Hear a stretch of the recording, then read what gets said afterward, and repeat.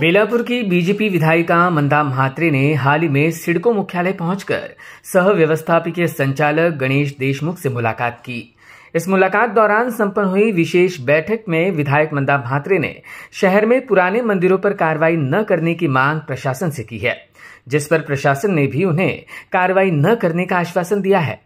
इतना ही नहीं तो इस दौरान विधायक ने गणेश देशमुख से गांवठाणों में मौजूद पुराने घरों को हाथ न लगाते हुए नए से निर्माण हो रहे बांधकामों पर कार्रवाई की मांग भी की।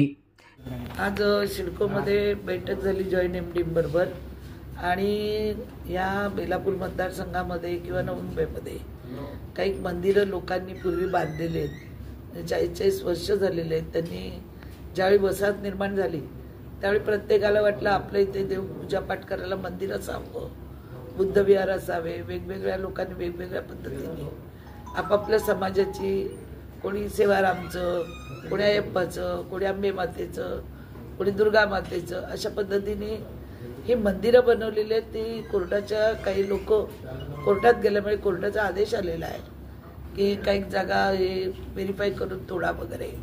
आता ही मंदिरं 30-40 वर्षाची आहेत। आमचं सिडकोकडे एक मागणं होतं की तुम्ही आम्हाला 500 मीटरपर्यंत मंदिरं कायमस्वरूपी करून द्या, रेग्युलाइज करून द्या।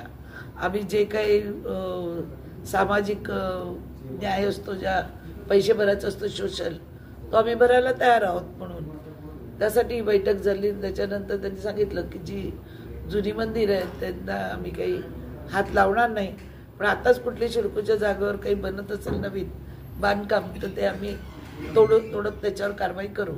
तसं ग्रामस्थांनी सुद्धा जुनी घरं असतील तर आम्ही कारवाई करणार नाही, पण जी लोक आता कोणी नवीन बांधकाम करत असेल तर त्याच्यावरती आम्ही थोडं कारवाई केली जाईल।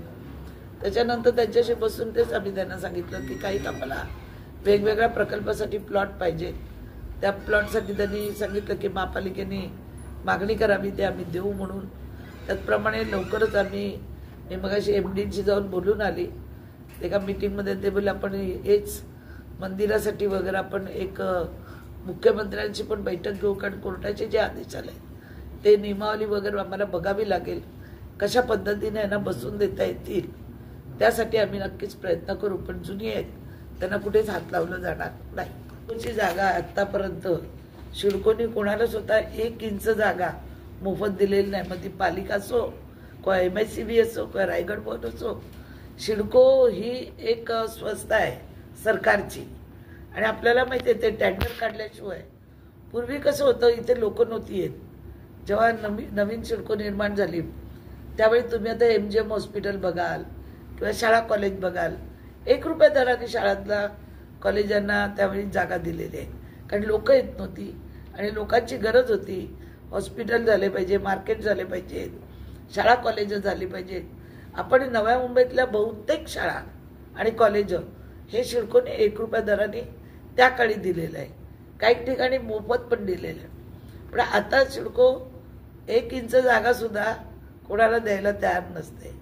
तर आम्ही सुद्धा शाळेचे तरी प्लॉट घेतले, पैसे देऊन घेतले, जो सिडकोचा रेट आहे, दर आहे त्याप्रमाणे घेतलेत। आम्हाला पैसे भरायला लागले तरी चालेल, पण रोजची जी टांगती तलवार आहे, आज नोटीस पाठवली, मग नोटीस देऊन लोकांना ब्लॅकमेल करणं, लोकांकडे पैसे मागणं, हे सगळं थांबलं पाहिजे, म्हणून आज आम्ही इथे आलेलो आहोत।